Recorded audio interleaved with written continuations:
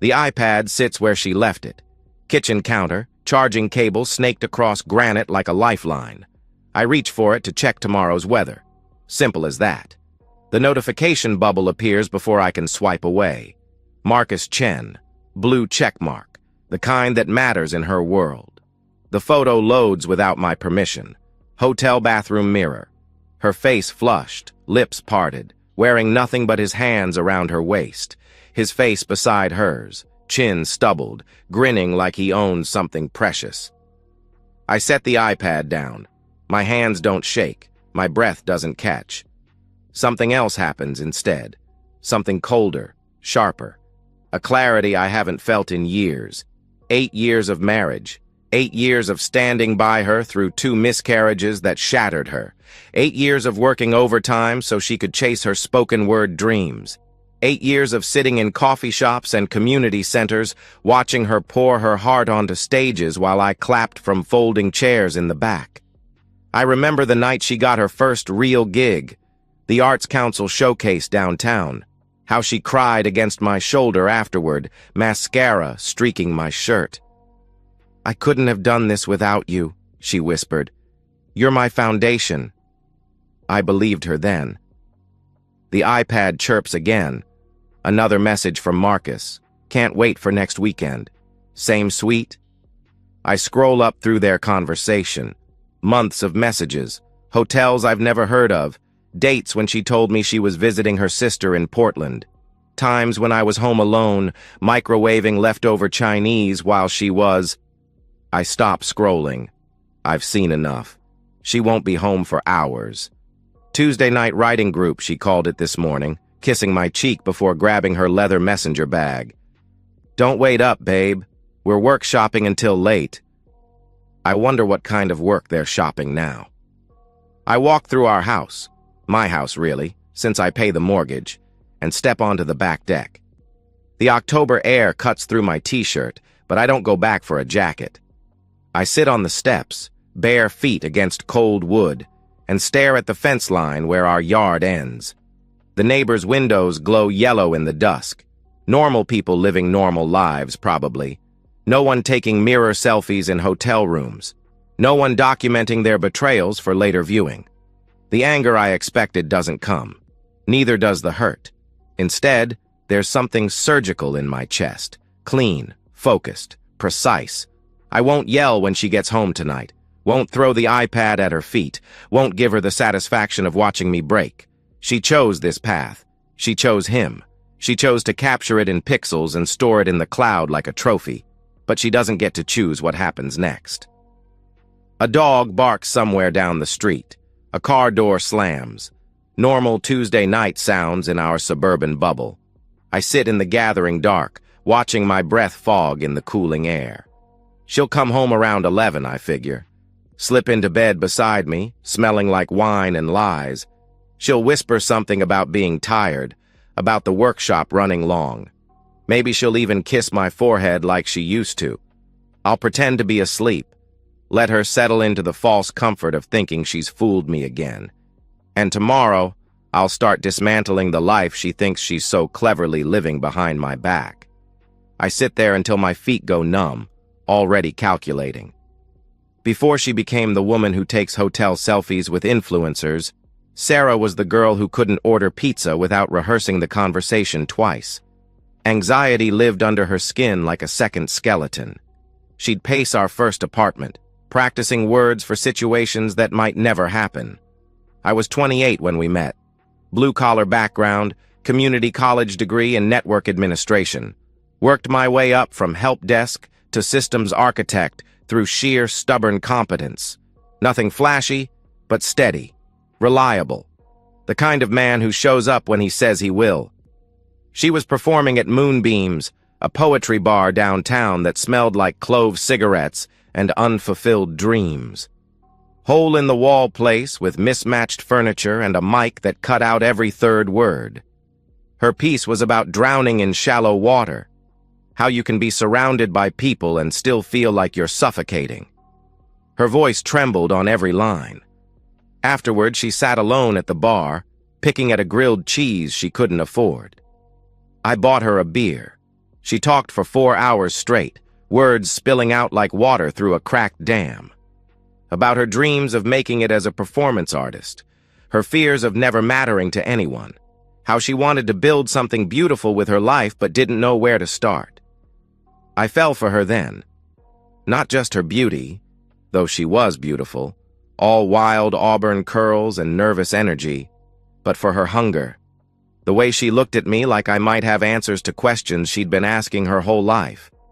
She moved in after 2 months. I gave her the walk-in closet, the side of the bed by the window.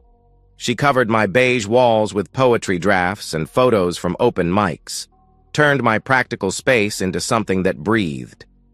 The first miscarriage happened 10 months later. She bled for days, curled on our second-hand couch while I held her and promised things would be different next time. The second one broke something deeper. She stopped writing for months, stopped talking. I'd come home to find her staring at the wall, lost in grief I couldn't touch. But I stayed, made her tea with honey, rubbed her back during crying fits that lasted hours, drove her to therapy appointments she didn't want to attend, held her hand through doctor visits that confirmed what we both suspected. Her body wasn't built for carrying children. "You could leave," she whispered one night, face pressed against my chest. "Find someone who can give you a family." "I want you," I said. "Just you." She started writing again slowly, little pieces about loss, about learning to live with empty spaces inside you. I helped her research performance opportunities, drove her to readings across the city, watched her rebuild herself word by word, stage by stage. When she landed her first paid gig, a corporate diversity event that paid $400, she hyperventilated in our kitchen. "This is it," she said, gripping my hand so tight her nails left marks. "This is how it starts. Everything changes now." I believed her. For years, I believed that what we had was partnership, that my steadiness balanced her chaos, that my love was the foundation she built her art on.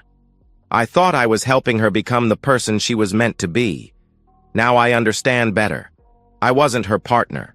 I was her safety net, the reliable constant she could fall back on while she reached for something shinier. She didn't keep pieces of herself for me. She kept me for when the pieces fell apart. I gave her 8 years of my life, 8 years of quiet devotion, of showing up, of believing in her dreams even when she didn't believe in them herself. I thought I was investing in our future. Turns out I was just funding her betrayal. Marcus Chen, 2.3 million followers across platforms, verified on everything that matters, sells online courses about authentic connection and ethical intimacy for $399 a pop. His bio calls him a vulnerability strategist and conscious relationship architect. The irony burns like acid in my throat. She's screwing a man who makes money teaching people how to be honest. I dig deeper into her cloud storage. The password is still our anniversary date, September 14th. At least she's consistent in her carelessness. What I find makes my stomach turn to stone. Hotel receipts dating back 6 months. The Meridian downtown, the Westin by the airport, the boutique place on Morrison Street that charges $400 a night. Always the same pattern, Friday check-in, Saturday check-out. Always when she told me she was visiting her sister. Her sister lives in a studio apartment and works at Target.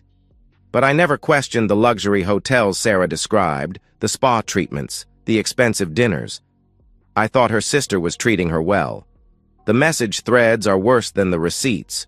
Screenshots of our conversations where she mocks me to him. He's making dinner again. Thinks we're having a romantic night in. "Does he suspect anything?" he asks. Please. He still thinks I cry during intimacy because it's so meaningful. I'm just bored. "What's he like in bed?" he asks. Imagine missionary position had a baby with watching paint dry. I fake every single thing, every sound, every reaction. He has no idea.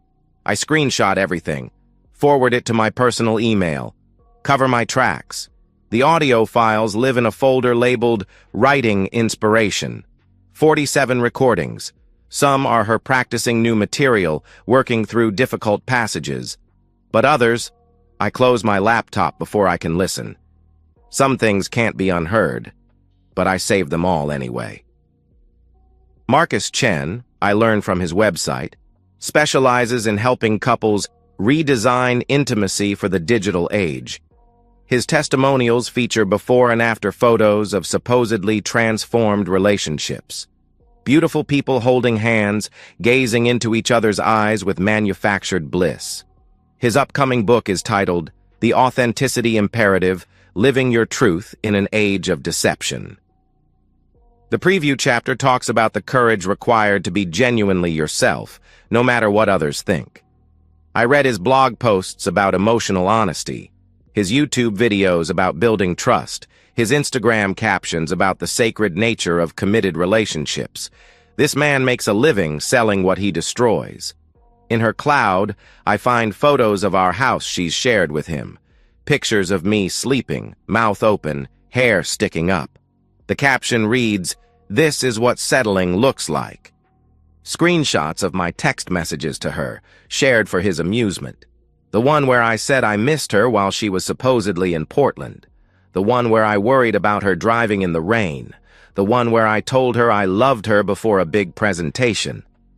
She's turned my love into entertainment for their pillow talk. I think about the last 8 years. Every morning I brought her coffee in bed. Every night I listened to her workshop new material, offering feedback she claimed to value. Every small kindness I thought was building something precious between us. She was collecting material, turning my devotion into comedy for her real life. This isn't heartbreak anymore. This is data analysis. And I've got everything I need. Marcus has a keynote scheduled next month. Digital Intimacy in the Age of Connection at the Pacific Northwest Women's Empowerment Summit. 5,000 attendees. Live streamed to another 10,000. Sarah will be there. She mentioned it last week, how honored she felt to be invited as Marcus's artistic collaborator.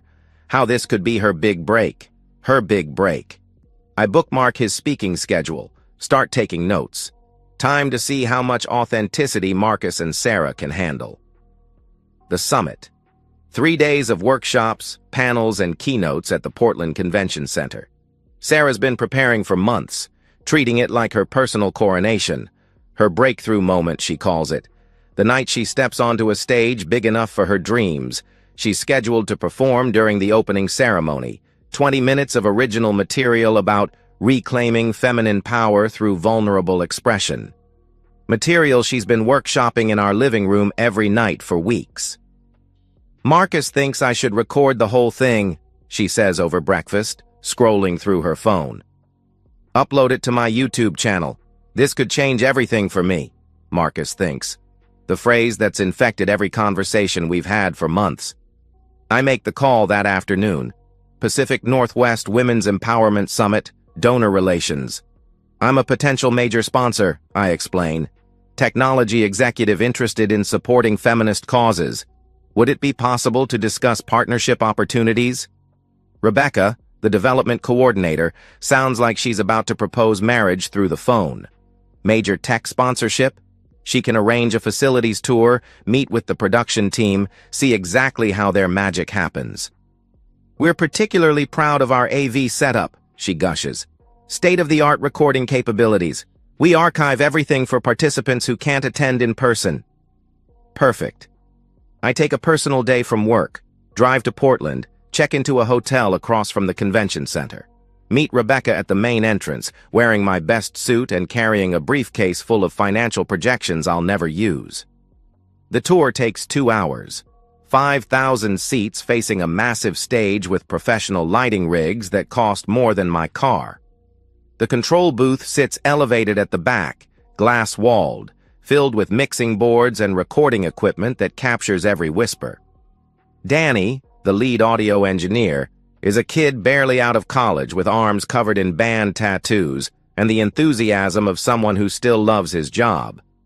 He walks me through the system: 32-channel digital mixer, wireless mic receivers, recording setup that captures everything in broadcast quality.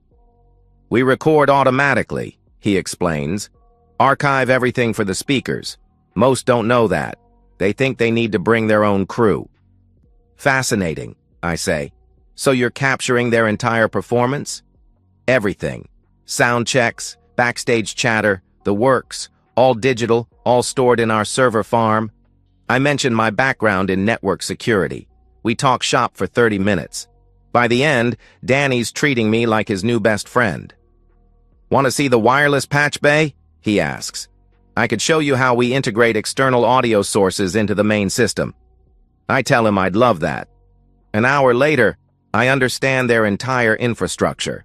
Frequency allocations, mixing protocols, archive systems, input hierarchies, the works. If someone wanted to add a custom intro for a performer, I ask casually, how would that work? Easy. We do it all the time. Speaker sends us the file, tells us when to cue it, makes for nice dramatic effect. I thank Danny for his expertise. Promise Rebecca I'll be in touch about sponsorship opportunities. Drive back to Seattle with my head full of technical specifications and a plan crystallizing like ice water in my veins. That evening, Sarah practices her set one more time. 20 minutes of material about authenticity and courage. About being true to yourself despite what others think. About the strength required to live honestly in a world that rewards deception. I sit in our living room watching her perform and open audio editing software on my laptop. Her own words, her own voice, her own lies about me, about us, about what she really thinks when the lights go down and the audience goes home. No fabrication required, no creative editing, just truth, finally getting its moment on stage. She wants to talk about authentic expression? Perfect. I'll give her the most authentic moment of her life. Summit morning arrives wrapped in November rain. Sarah spends 4 hours getting ready. Professional makeup artist, hairstylist who specializes in camera-ready looks, outfit carefully selected to project powerful yet approachable energy. Her red scarf, the signature piece she wears to every important performance, drapes perfectly around her shoulders. She practiced that casual loop in front of our bedroom mirror until it looked effortless. How do I look? She asks, spinning in our entryway. Like you're about to get everything you deserve, I say. She kisses my cheek, leaving a lipstick mark I don't wipe away. I'll probably be late tonight. Marcus is hosting a reception afterward. Networking opportunity I can't miss. Of course he is, I say. I'm sure you'll make the most of it. She grabs her garment bag and performance notes, checks her phone one final time. Wish me luck? Break a leg, I tell her. Really? Give them everything you've got. She drives away in the rental car, paid for with my credit card, toward what she thinks will be her greatest triumph. I watch her taillights disappear into Portland traffic. I wait exactly 30 minutes. Then I drive to the convention center. The parking garage is packed. Tour buses dropping off attendees in designer clothes. Local news vans setting up by the main entrance. Sarah's promotional photo smiles from banners flanking the doors, her biggest platform finally here. I don't go inside. Instead, I park across the street at a coffee shop with good Wi-Fi and a clear sightline to the convention center's front entrance. Order black coffee and a muffin I won't eat. Open my laptop. The summit streams their major events live. 5,000 women in the audience, another 8,000 watching online. Sarah's about to have the biggest platform of her career. At 11:45, I text Danny from a burner phone. Ready when you are. At noon, the opening ceremony begins. Rebecca takes the stage to welcome everyone, introduce the day's performers. 5 speakers sharing the bill, but Sarah's the featured artist, the one Marcus personally recommended. At 12:30, Marcus himself appears for his keynote introduction. 20 minutes about the power of authentic vulnerability, the courage required to live truthfully. The audience hangs on every word. He's polished, charismatic, absolutely magnetic. And now, he says, his voice warm with apparent affection, I want to introduce someone who embodies everything we've discussed today. A woman who has turned her pain into art, her struggles into strength. Please welcome Sarah Mitchell. The applause washes over her like warm water as she takes the stage. She stands at the microphone, red scarf catching the stage lights, and smiles at her audience. Front section: literary community colleagues, writing workshop friends.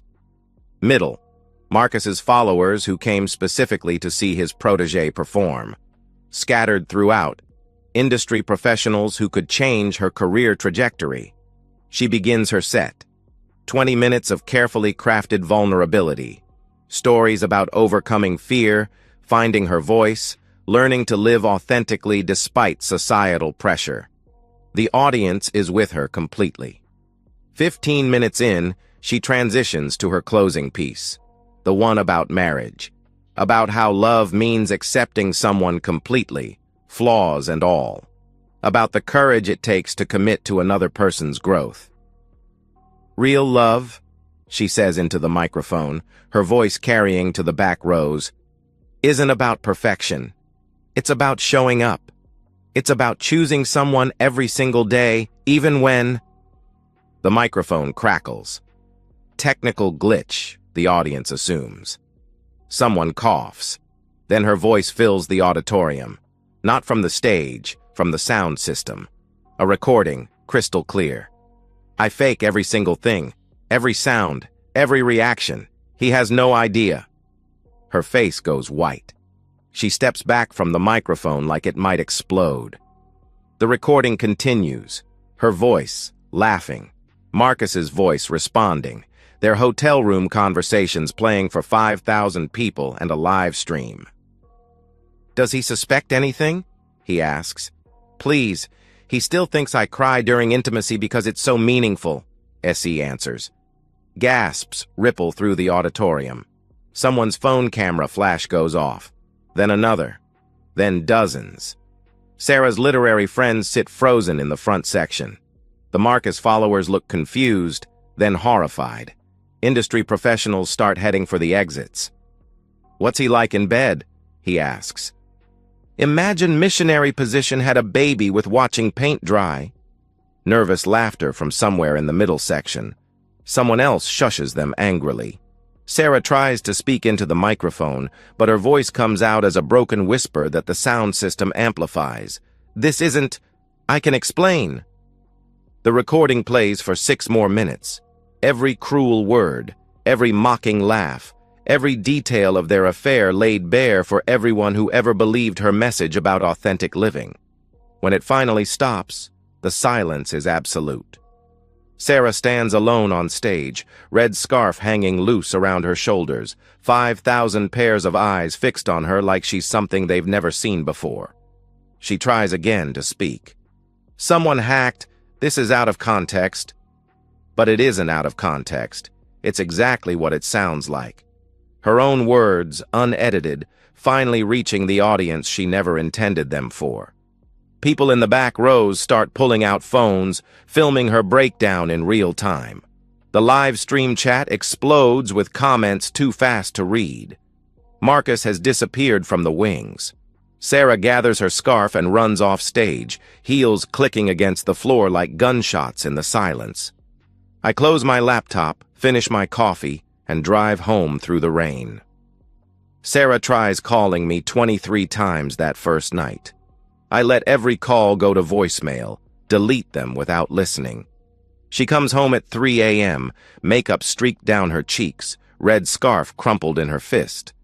I pretend to be asleep when she crawls into bed beside me, her body shaking with what might be tears or rage. I know you're awake, she whispers. I don't respond. We need to talk about what happened today. Silence. Someone hacked my phone, played old recordings, out of context. You have to believe me. I roll over, back to her, and listen to her breathing grow ragged in the dark. She tries reaching me through mutual friends first. Jennifer calls, then Rachel, then David from her writing group. They all want to mediate, to help us work through this difficult time. They speak in the careful tones people use around explosives. I tell them all the same thing. Ask Sarah to explain. I'm sure she has a story ready. Marcus drops her within 48 hours. Deletes every photo, every mention, every trace of their artistic collaboration from his social media. Issues a statement about maintaining professional boundaries and focusing on healing work. His follower count actually increases. Sarah's day job, content coordinator for a nonprofit, places her on administrative leave pending review. The video clips from Portland spread faster than she can delete them. Someone edited a highlight reel. Performer gets exposed live at Women's Summit. 4.2 million views in 6 days. She becomes a cautionary tale, a meme. The woman who preached authenticity while living a lie. Her writing group quietly distances itself. Sudden schedule conflicts, unreturned emails, invitations that mysteriously get lost. Her social media followers evaporate like steam. Sponsors for her YouTube channel disappear overnight. I move out on a Thursday while she's at therapy. Pack only what I need, clothes, laptop, a few books that matter to me. Leave everything else. The furniture we bought together, the photos of our life, the shared history I no longer want to carry. My new apartment is smaller, quieter. 1 bedroom in a complex across town where no one knows my story. I buy a couch from Facebook Marketplace, a bed from IKEA. Nothing matches, but it's mine. Sarah tries one last desperate contact 6 months later. Shows up at my office building during lunch, waiting by my car in the parking garage. I made a mistake, she says when she sees me. A terrible mistake. But we can fix this. 8 years has to count for something. She looks smaller than I remember, thinner. Her hair is shorter now, controlled instead of wild, practical. I chose you, she continues, her voice breaking. In the end, I chose you. I unlock my car door. Don't look at her. No, you didn't. You chose yourself. You always chose yourself. Please, she says as I get in. Don't throw away 8 years over one mistake. One mistake? I start the engine. You documented every lie, saved every conversation, turned my love into entertainment for your affair. That's not one mistake. That's who you are. I drive away without looking back. A year later, I check her social media one final time. Her accounts are gone, deleted or deactivated, impossible to tell which. Her website displays a single line. Content no longer available. The woman who built her identity on words has finally found silence. I lean back in my desk chair, close my laptop, and look around my quiet apartment.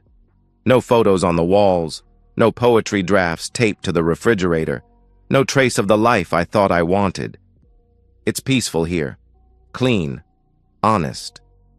She wanted a stage big enough for her dreams. I gave her the spotlight she craved, the audience she'd always been performing for, and she burned in it. And so, we've reached the end of today's story. Was it what you expected, or did it take a twist you didn't see coming? I'm curious to hear your thoughts. Share them in the comments below, and let's get a conversation going. If this story kept you hooked, make sure to hit that like button. And if you're new here or just haven't subscribed yet, now's the perfect time to join our community. I bring you fresh, captivating stories every day, so click that subscribe button and turn on notifications so you never miss out. Thanks for watching, and I'll see you in the next one.